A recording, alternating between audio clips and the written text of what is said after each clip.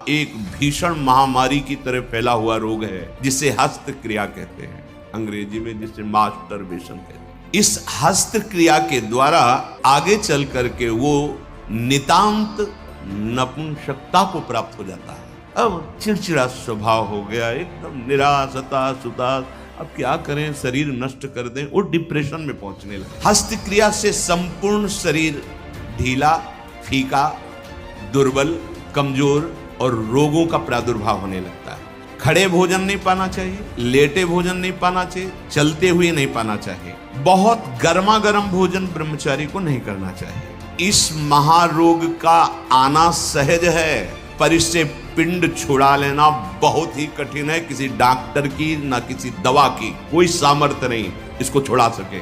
बहुत गौर से सुनना, और प्रायः इसको बहुत हल्के में लेकर के अपने जीवन को नष्ट किया जा रहा है। चाहे पुत्र हो या पुत्री, शिष्य हो या शिष्या, उसको ये बात समझावें कि ब्रह्मचर्य ही आपको लौकिक पारलौकिक उन्नति दिलाएगा। जैसे आप सुन रहे हो तो आपको एक चोट पहुंचाएंगे शब्द, ये आपको उठाने की कोशिश करेंगे। अगर आपने पकड़ लिया शब्द का सहारा तो उठ जाओगे, कोई औषधि नहीं बचा सकती, आप स्वयं बच सकते हो। आप में अभी भगवान ने सामर्थ्य दी है।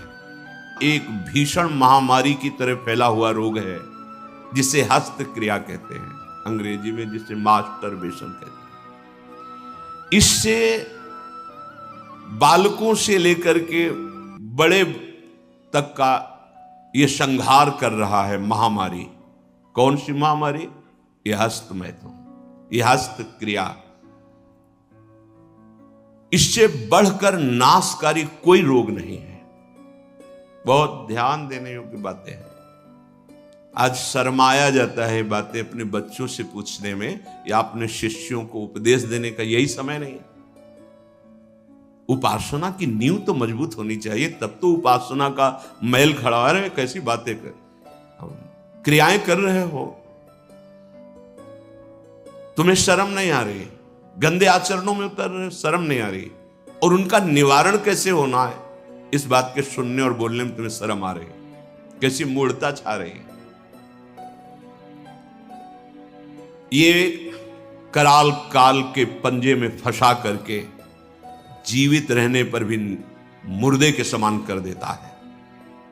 ये बड़ा दुर्भाग्य हो रहा है कि आज हमारी समाज इससे पीड़ित होती चली जा रही है। हितधाम में सायंकाल के समय कुछ समय चर्चा होती थी, तो जो पुराने हैं उनको याद होगा, 70-75 वर्ष के उन्होंने माइक में कहा था कि पूर्व बचपन की अभ्यास आज तक नहीं छूट पा रही, मुझे बचा लो। बड़ा आश्चर्य हुआ था कि इतना समय जब इस ब्रह्मचर्य के विषय में चर्चा हुई, उन्होंने सुना तो वो चूंकि कहीं ना कहीं पवित्रता हृदय में थी, तो बोल पड़े माइक में खड़े होके कि इतनी आयु है पर मैं ऐसी गलती आज भी करता हूं, अब मुझे बचा लो। इस महारोग का आना सहज है, पर इससे पिंड छुड़ा लेना बहुत ही कठिन है। किसी डॉक्टर की ना किसी दवा की कोई सामर्थ्य नहीं इसको छुड़ा सके। बहुत गौर से सुनना, और प्रायः इसको बहुत हल्के में लेकर के अपने जीवन को नष्ट किया जा रहा है। ये सबसे बड़ी क्रूरता अपने साथ तुम कर रहे हो। यदि हस्त क्रिया के द्वारा अपनी जीवनी शक्ति को नष्ट कर रहे हो, आपकी नस नाड़ियों से जीवनी शक्ति निचुड़ रही है, ये तुम्हारा नाश कर देगी। इस क्रिया से जितनी हानि उठानी पड़ती है वो हम वर्णन नहीं कर सकते। ये अनिष्टकारी क्रिया खिलवाड़ में सीख जाते हैं बच्चे। एक 13 वर्ष का बच्चा, कुछ चिन्ह होते हैं जो पहले से गुरुजनों की कृपा साधन करने पर परिचय में आ जाते हैं कि ये स्त्री सहवास से वीरपात हुआ है या हस्त मैथुन से हुआ है। देखा, पहले तो मना किया नहीं,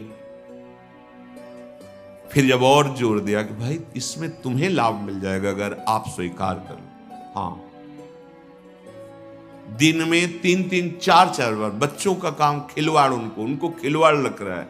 ऐसा लग रहा है कि बहुत अच्छा मार्ग मिल गया जिससे हम सुखी हो जाएंगे। दुर्दशा ये हो गई कि 13 और 14 वर्ष का बच्चा वो इतने बड़े रोग से ग्रसित हो गया कि लघु शंका करते ही जो महान शक्ति उसका पतन। अब न भजन में रुचि, न किसी सेवा में रुचि, पागलों जैसी बात। तुमको समझाया जी क्या स्मृति का लोप हो रहा है, कोई उत्साह नहीं, एक जीवन मृत तुल्य बच्चा है यार, बच्चा, जहां कहीं कोई गुंजाइश नहीं। जैसे अग्नि के ऊपर चला जाए तो कैसे चला जाएगा, एकदम पैर ऐसे ये अवस्था किशोर अवस्था है, ब्रह्मचर्य पूर्ण जीवन, एकदम उछलता हुआ जीवन, तेज।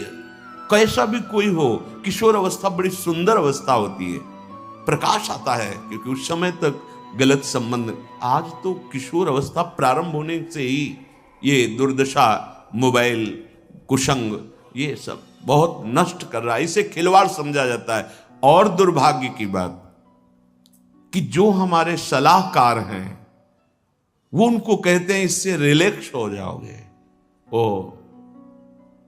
अंग्रेजी का शब्द है वो, हाँ कौन सा, जो भी स्टेशन हो फ्रस्ट्रेशन, बोले उससे मुक्त हो जाओगे, होश में, होश में।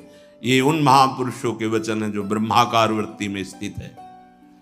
जैसे किसी लकड़ी में घुन लग जाता है और वो खोखली हो जाती है, ऐसे ही शरीर जर्जर हो जाता है। बहुत बहुत सावधानी की जरूरत है। ये मतलब इस हस्त क्रिया के द्वारा आगे चल करके वो नितांत नपुंसकता को प्राप्त हो जाता है। नशों में ऐसा दौर्बल्य, ऐसी कमजोरी आ जाती है कि सहवास के लिए सोचा मात्र खत्म हो गया जी, सहवास की योग्यता खत्म हो जाती, गृहस्थ मार्ग में चलने लायक नहीं रहता, संतान उत्पन्न करने की सामर्थ्य नहीं रहती। बहुत सावधानी की जरूरत है, इसे खिलवाड़ मत समझो। किसी भी औषधि में, किसी भी डॉक्टर में कोई भी ऐसा उपाय नहीं है जो इसे छोड़ सके। आपकी स्वीकृति ही एकमात्र है, सत्संग ही एकमात्र है, भगवत चिंतन, भगवत कृपा ही एकमात्र उपाय है कि इस महान रोग से, और ये वायरल की तरह फैल रहा है, जैसे कोरोना वायरल नहीं था ऐसे फैल रहा है। छोटे छोटे बच्चे जो अभी जानते भी नहीं, वो इतने से संस्कार पड़ रहा है, अच्छा लग रहा है। अब वो जीवन भर, अगर अभी तो नहीं, अभी सुधर जाए, नहीं जीवन भर नहीं रोक सकता, नहीं रोक सकता। या तो सद्गुरु कृपा हो जाए और बहुत शासन हो और वो स्वयं उस शासन को स्वीकार करे तो निकल सकता है, नहीं बड़े बड़े इस महामारी से नहीं निपट सकते। इसके लिए कोई इंजेक्शन नहीं तैयार हुआ अभी तक कि आप जाओ रोग खत्म। ये स्वयं स्वीकृति में बैठा हुआ महामारी है और ये वायरल की तरह फैल रहा है, नवीन पीढ़ी का सर्वनाश। और कुछ महानुभाव ऐसे हैं कि इसको बता रहे हैं तो नेचुरल है, ये स्वाभाविक है, प्राकृतिक चलता है, ये कोई, अरे तुम सर्वनाश को तुमसे प्राकृतिक बता, स्वाभाविक बता रहे हो।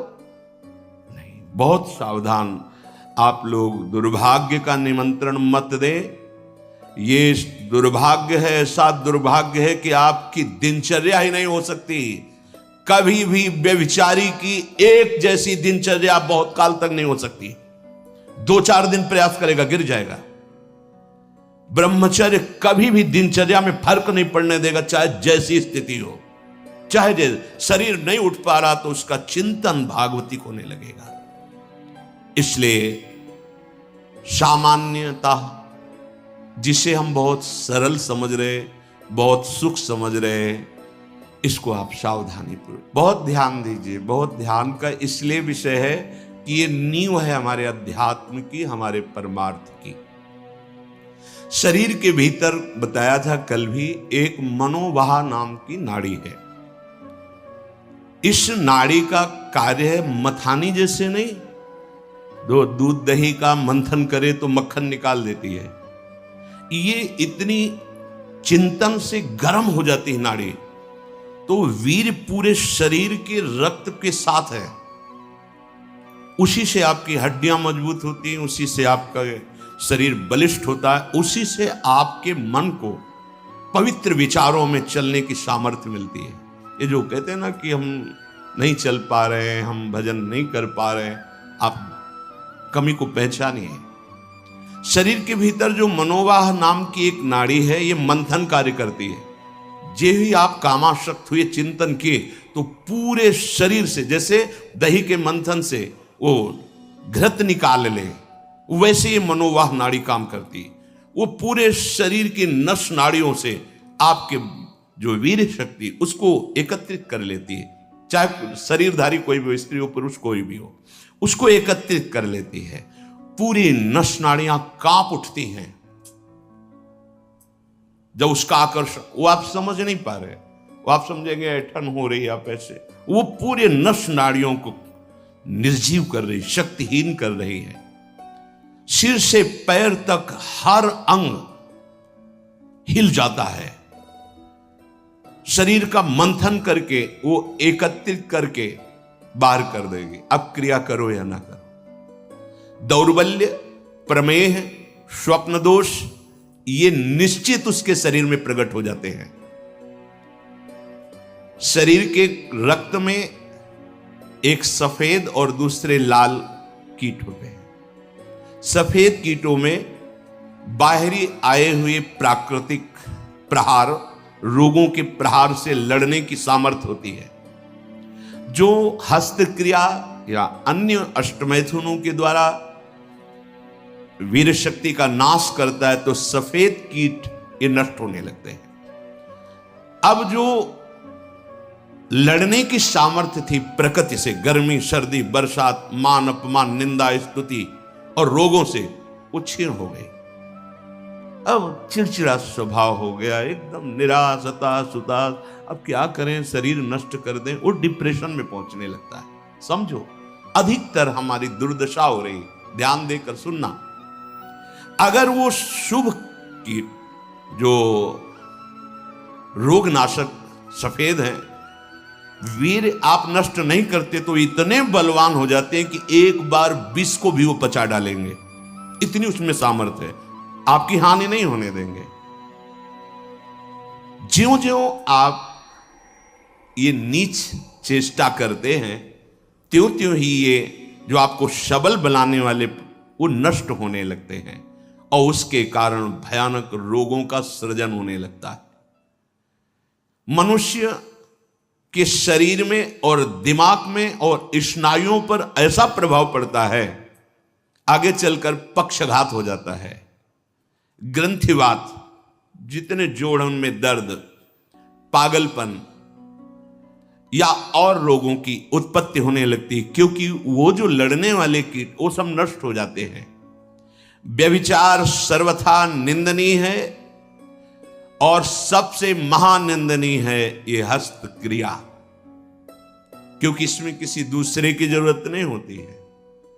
बहुत सावधान, बहुत नीच प्रवृत्ति है इसका। वायरल की तरह, जैसे वायरस होता है वो वायरल हो जाता है ना, ऐसे हो रहा है, ऐसे जिसको देखो सुख का साधन माने हुए है, नवीन अवस्था अपने को नष्ट कर रहे, और प्रमाण उनको मिल जाता है ऐसे बहिर्मुख लोगों से जो कहते हैं कि हाँ, आपका हृदय ठीक रहेगा, आपका स्वास्थ्य ठीक रहेगा, आप दिमाग से एकदम शांत हो जाए। कैसा नीच उत्तर है, कैसा उपदेश है, नाश करने वाला।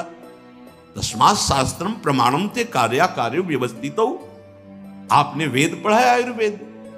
कौन सी डॉक्टरी ऐसी कहती कि ऐसा करने से आप स्वस्थ हो जाओगे?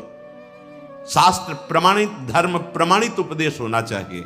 छोटे छोटे बच्चे, नवीन बच्चे जब ये सब पढ़ते हैं और ये सब सुनते हैं, धिक्कार है जीवन को, जो हमारे नवीन पीढ़ी को बर्बाद किया जा रहा है। ऐसे नाटक, सिनेमा, ऐसे उसमें जिसमें हमारी जो संयम की वृत्ति है वो सब नष्ट हो जाए। इस क्रिया के द्वारा सबसे पहला धक्का हृदय पर लगता है। इसका धक्का बार बार लगने से यक्षमा, हृदय रोग और स्मृति का नाश ये शुरू हो जाते हैं। इसे राजक्षमा कहते। यही रोग हुआ था विचित्र वीर को, दो पत्नियों के संयोग में बावरे हो गए, समझ नहीं पाए सिद्धांत को। भयानक हृदय रोग, हृदय का कमजोर हो जाना, जरा सी बात में घबराहट पैदा होना, डर जाना, उत्साहहीन हो जाना, है क्या बात है, एकदम कोई बात नहीं, बेमतलब कल्पना में पर, ये आपके ब्रह्मचर्य नाश का लक्षण है। ऐसा अभागा मनुष्य जीता हुआ भी मृत्यु तुल्य है। मस्तिष्क में बिजली की तरह इसका प्रभाव पड़ता है ब्रह्मचर्य नाश का, वो एकदम क्षीण करता चला जाता है। याददाश्त नष्ट हो जाना, शरीर में एक अजीब सी पीड़ा होना, खाली खालीपन महसूस होना, सुबुद्धि का पूर्ण रूप से ह्रास हो जाना, प्रतिभा न रह जाना, तेज न रह जाना, उत्साह न रह जाना और पागल सा व्यवहार होना, यह शुरू हो जाता है ब्रह्मचर्य नाश से। मस्तिष्क कमजोर होते ही आंखों की ज्योति लड़खड़ा जाती है। ऐसे देखें, अवस्थागत बात अलग, अभी ब्रह्मचर्य रह करके आप देखो, ये तो प्राकृतिक नेत्र हैं, आपके दिव्य नेत्र खुल जाएंगे। कान में सुनने की शक्ति, दांत के मसूड़ों का फूल करके दांतों को जो रोकने की शक्ति, शरीर की शक्ति, ये सब नष्ट हो जाती है, क्योंकि ब्रह्मचर्य सबका आधार है। बहुत जल्दी बाल झड़ना, बाल पकना, जैसे राजा के नष्ट होने पर संपूर्ण सेना बंदी बना ली जाती है, ऐसे ही शरीर का राजा है ब्रह्मचर्य वीर। इसके नष्ट होने पर हर इंद्रिय, हर नस नाड़ी पराजित हो जाती है।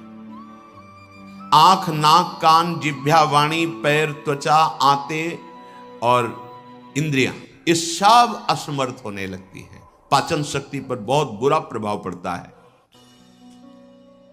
अब ये नाश नहीं तो और क्या है, जीते जी नाश है। हस्त क्रिया से संपूर्ण शरीर ढीला, फीका, दुर्बल, कमजोर और रोगों का प्रादुर्भाव होने लगता है। मुख की कांति हीनता बढ़ती चली जाती है। मुख प्रसन्न तन तेज विराजा, कीने से रामचंद्र कर काजा। या चेहरा देखो, वैसा लगता है जैसे सब उड़ गया, कुछ नहीं रह गया, बस केवल सजावट सजावट रह गई है। पवित्रता, जितेंद्रियता, बल, अध्यात्म चिंतन कुछ नहीं, शून्य, बस वही वर्तमान भोगों का चिंतन, कैसे भोगूं, भोगे हुए भोगों का चिंतन। बस आप देख लो अपने हृदय में झांक करके, संपूर्ण जीवन विषयानंद में फंस जाता है। इंद्रिय दुर्बलता के कारण अगर वो गृहस्थ में भी गया तो वो गृहस्थ में भी अपने धर्म का पालन नहीं कर पाता, क्योंकि उसकी जो शक्ति है वो नष्ट हो चुकी है। संतति सुख से भी हाथ धो बैठता है, फिर जो उसको जलन और शोक होती है, क्योंकि वो जो कर्तव्य करना चाहिए गृहस्थ का वो नहीं कर, उसकी सामर्थ्य नहीं रह गई। अब वो अपनी बात तो बता नहीं सकता किसी से, अब जो अंदर जलन हो रही उसका निराकरण कहीं नहीं है। सावधान हो जाइए, ना वैरागी और ना गृहस्थ कुछ नहीं रह पाओगे यदि ये गंदी बातें आप नहीं त्याग पाए। बोलो ऐसे आदमी की सुख की आशा क्या, और अंत में इसका परिणाम महापाप नरक मिलता है। ऐसा थोड़ी है कि आप सोचो कि मेरा शरीर मैं जो चाहूं कर लूं। नहीं नहीं, आपको दिया गया ये भागवतिक है, आपको प्रभु की तरफ से मिला है। जैसे आपका शरीर है और अभी रिपोर्ट कर दी जाए कि आप अपने शरीर को नष्ट करना चाहते, आपको दंड मिलेगा इस बात का। आप शरीर का सद्मार्ग में प्रयोग कीजिए, आप इसका असत मार्ग में आप इसको नष्ट करने का अधिकार नहीं रखते। यहां भी तो फिर भागवतिक विधान में तुम्हारा इतना अधिकार कहां कि तुम इसे मनमानी नष्ट कर दो। दुर्बल चित्त हो जाता है, संयम बिल्कुल नहीं रहता, जब कभी उसको इसका दोष अनुभव में आता है सुनने में, तो प्रतिज्ञा करता है, पर ऐसी हजारों प्रतिज्ञाएं वो रोज करता है, रोज तोड़ता है। क्यों? क्योंकि वो बल ही नहीं रह गया है। जो इस वासना से पीड़ित है, अगर थोड़ा भी हृदय सात्विक है तो शर्मिंदा रहता है, उसकी एक अजीब स्थिति अंदर रहती है, खुलकर किसी से बात नहीं कर सकता, आंख मिलाकर बात नहीं। और जो मलिन हृदय का होता है वो इतना अकड़ करके इतना राक्षसी प्रवृत्ति का हो जाता है, बिल्कुल ढीठ। ये दो वृत्तियां आती हैं जो ब्रह्मचर्यहीनता होती, यह तो इतनी शर्मिंदगी, थोड़ा सा भी हृदय अगर सात्विक है वो ग्लानि, और यह भी इतनी दुष्टता। जो आनंद में हंसमुख होना चाहिए वो उदास, एकदम तेजहीन। उसकी सूरत देखने पर लगता है रोने वाला ही है। स्वभाव में रुक्षता होती है, चिड़चिड़ापन, क्रोधी, निस्तेज, आंखें अंदर धंसने लगती, यहां खालीपन होने लगता है, एक खालीपन, एक काला सा चिन्ह। बहुत बहुत सावधान। ये इतना भयानक रोग है कि जवानी में भी वृद्धावस्था के लक्षण प्रकट होने लगते हैं। किसी भी कार्य में मन न लगना, पड़े रहने की इच्छा होना, थोड़ी मेहनत करने पर हांफते रहना, आगे क्या करना ऐसे विचार करने की शक्ति नष्ट हो जाना, बहुत जल्दी क्रोध आकर के आवेश में कुछ ऐसे वचन बोलना, क्रियाएं करना। देखो ना, सुनने को मिलता, माता पिता को पीटा, ऐसा किया, वैसा। कुचिंताओं की बाढ़ आ जाती है, कुचिंताओं की। उसके हृदय में एक भय, एक जलन, एक घबराहट बनी ही रहती है। थोड़ी सी बात उसको पहाड़ जैसी मालूम होती है, विचार के द्वारा काट नहीं पाता है। बार बार झूठ बोलना उसका स्वभाव बन जाता है। बार बार भूख लगना या जठराग्नि का मंद पड़ जाना, ये दो दोष होते हैं। अन्न ना पचना या तो बार बार ऐसा लगना कि खाऊं। और मलबद्धता आते, जब वीर शक्तिहीन हो जाती है तो मल को पकड़ने लगते हैं, उनमें सामर्थ्य नहीं रह जाती पचाने की या मल निकालने की, तो कब्जियत बनी रहती है। नींद का या तो नाना और या आना तो कुंभकर्ण जैसे सोना पड़े हैं। दो, उठते समय निरुत्साह, आलस्य, आंखों को बहुत भारीपन होना, नहीं खुलने देना। ऐसा जब आप संयम से चलेंगे ना, घड़ी की अलार्म की जरूरत नहीं होती, ठीक समय में नेत्र खुले, ऐसा नहीं ऐसे नहीं, एक दिव्यता आती है। अभी आप उधर कदम सही ढंग से नहीं रख रहे, इसलिए है अलार्म बजते रहते, शोर है। परमार्थ में या व्यवहार में भी आपको चलना है तो आपका संयम बहुत अनिवार्य है। अब बच्चे कहते हैं हमारी स्मृति काम नहीं करती है, पढ़ाई में मन नहीं लगता है। ऐसा क्यों नहीं लगता? आप देखो अपने आचरणों को, देखो पढ़ाई, ये तो इतने टेबलेट, इतना सब, एक बार बोल दीजिए, कभी भी जीवन में पूछ लीजिएगा, उसे दोबारा पढ़ने की सुनने की आवश्यकता नहीं। एक बार अगर हम नहीं सुनना चाहते तो आप हल्ला मचाते रहो, बाद में पूछो तो ना हमने वर्तमान में सुना ना, बाद में उसकी स्मृति रहेगी। जहां स्मृति लगी वहीं लगी है। रात्रि में जो स्वप्न दोष होता है, इन्हीं गलतियों का परिणाम होता है। यदि आप ऐसी कोई गलती ना करें तो कल चर्चा में बताया था, स्वाभाविक कभी हो, वो उफान जैसा, वो जो संतानोत्पत्ति वाला, वो नहीं। जो हस्त क्रिया से युक्त हो गया है वो अनुभव करे, लघु शंका के पहले या बाद में देखना, जो जीवनी शक्ति है वो आपको ह्रास होती दिखाई देगी, बूंद बूंद निकलते दिखाई देगी, कितना सर्वनाश कर रहे हो। बाद में तुम सोचो हम ये विटामिन खा लेंगे, वो खा लेंगे, कुछ नहीं, उसकी पूर्ति नहीं हो सकती, उसकी पूर्ति नहीं हो सकती। आगे इसमें आता है, ये जो आयुर्वेदिक औषधियां दी जाती हैं ये बलिष्ठ होती हैं, और ये चूंकि आपकी प्रवृत्ति गलत है, वो बलिष्ठ होकर आपको और कामोत्तेजना प्रदान करेंगी। तुम रोक कैसे पाओगे? संयम नहीं। इसीलिए कोई औषधि नहीं है, आप स्वयं औषधि हैं उसके। आपका दृढ़ निश्चय और कुछ व्यायाम, प्राणायाम, आहार शुद्धि और नाम जप, इससे आप शासन में ला सकते हैं। इस बात को कौन अपने बच्चों को बैठाल कर समझा रहा है? अगर वो नहीं है तो सावधान हो जाएंगे कि अगर कोई ऐसी बात बताता है तो माता पिता ने मुझे पहले सिखा रखा है कि ये बहुत नाशकारी क्रिया है, कभी ऐसा नहीं करना। आप बताते हैं क्योंकि आपको फुर्सत कहाँ है, आप अपने मनोरंजन में मस्त है, आपको यही लगता है खिलाना पिलाना ही केवल बच्चों का प्यार दुलार है। नहीं, कभी बैठा लिए, उनकी दिनचर्या देखिए, आप उनसे पहले इस महान दुर्गुणों का आगाह कीजिए कि ऐसी ऐसी बातें आगे कोई तुम्हें सिखा सकता है या तुम्हें है तो नहीं, जानकारी करनी चाहिए। अगर कभी ऐसा हो तो मत, ऐसा मत करना।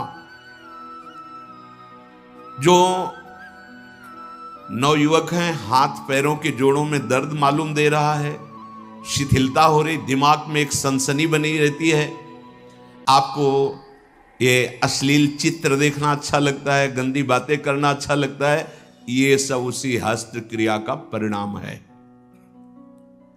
जिनको बार बार एक स्वाभाविक लघु शंका लगती, एक बार बार ये आपका लक्षण है कि आपने ब्रह्मचर्य का नाश बहुत अच्छे से किया है। कोई भी हो, गृहस्थ हो, विरक्त हो, कोई भी हो,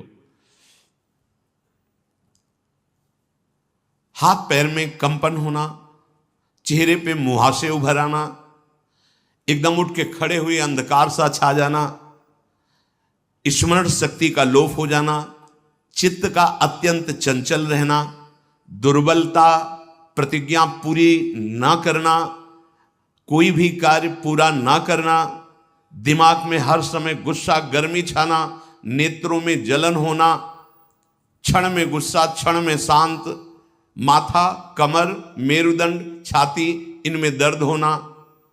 ये बिल्कुल ध्यान से सुन लीजिए। रीढ़ की हड्डी झुकाकर बैठने में आराम महसूस करना, ये सब उसी ब्रह्मचर्य नाश के लक्षण है। ब्रह्मचर्य आपको ऐसे बैठने ही नहीं देगा। तो देखो जरा सी एकाग्रता का आएगा तो बिल्कुल सावधान। अरे महान शक्ति है। मुख से दुर्गंध और शरीर से दुर्गंध आने लगती है जो अपनी इस ब्रह्मचर्य शक्ति का नाश करता है। दुर्गंध युक्त शरीर हो जाता है। नाक के किनारे ऐसी हल्की हल्की झाई आने लगती है, ऐसे यहां हल्की हल्की झाइयां पड़ने लगती, काले दाग जिन्हें कहते हैं, ये चिन्ह है ब्रह्मचर्य का नाश करने की। आवाज में कोमलता नष्ट हो जाती है, रुक्षता आ जाती है, स्वभाव में अप्रिय स्वभाव बन जाता है। कोई भी तुम्हारे पास बैठना नहीं चाहेगा, वही बैठेगा जो तुम्हारे लक्षणों से युक्त होगा। किसी भी मार्ग में उसको कामयाबी प्राप्त करने का उत्साह नहीं रह जाता। कर एक नवयुवक भाई कह रहे थे कि अगर वचन सुनने को न मिलते तो हमने तो ठान ही लिया था कि अब अपने शरीर को पूरा कर देंगे। बचा लिया आपने हमारे जीवन। ओ बड़े भाव से गदगद होकर कह रहे थे, ये जैसे आप सुन रहे हो तो आपको एक चोट पहुंचाएंगे शब्द, ये आपको उठाने की कोशिश करेंगे। अगर आपने पकड़ लिया शब्द का सहारा तो उठ जाओगे, कोई औषधि नहीं बचा सकती। आप स्वयं बच सकते हो, आप में अभी भगवान ने सामर्थ्य दी है, अभी बच सकते हो। अगर आपने अभी अपने को नहीं संभाला, सोचो जरा, आप इतनी कीमती महान वस्तु को खिलवाड़ में नष्ट कर रहे हो। क्या चाहते हो? गृहस्थ में संतानोत्पत्ति के लिए आदेश है, व्यभिचार के लिए थोड़ी आदेश है। प्रत्येक माता पिता गुरु बड़े जनों को ये कर्तव्य का पालन करवाने के लिए चाहिए कि उनको अपने पास बैठा ले, चाहे पुत्र हो या पुत्री, शिष्य हो या शिष्या, उसको ये बात समझावें कि ब्रह्मचर्य ही आपको लौकिक पारलौकिक उन्नति दिलाएगा। इसमें लज्जा संकोच करना बिल्कुल मूढ़ता होगी कि हम अपने बच्चों से ऐसी बात क्यों करें, या ये समझना कि मैं ऐसा बोलूंगा तो कहीं कोई ऐसा ना सोचे। मान लो गुरु है, उपदेश कर रहा, कहीं ये ना सोच बैठे कि लोग क्या कहेंगे कि रामकृष्ण हरि की चर्चा छोड़ करके क्या चर्चा कर रहे हैं। शरीरम व्याधि मंदिरम ये तभी बनता है जब आप ब्रह्मचर्य का नाश करते हैं। अतः माता पिता से, गुरुजनों से सबसे प्रार्थना है कि संकोच लज्जा छोड़कर अपने प्रियजनों को पास बैठाल कर, चाहे बच्चा हो या बच्ची हो, संयम की शिक्षा जरूर बतावें कि कैसे हम अपने जीवन को, भविष्य को, आप क्या समझते हो, अच्छे अच्छे पदार्थ पवा दिए, खूब पैसा लगा करके उनकी सुविधाएं दे दिए, लेकिन वो जो आचरणहीन हो रहे हैं, जो जीवनी शक्ति का नाश कर रहे हैं, किस उन्नति में जाएंगे। जब अंदर ब्रह्मचर्यहीनता आती है तब नशा करने की इच्छा होती है, क्योंकि विक्षिप्तता सही नहीं जाती है। वो गांजा, चरस, ड्रग्स, ये वो, अब उस नशे की उत्तेजना में और नष्ट होता चला जाता है, नष्ट होता चला जाता है।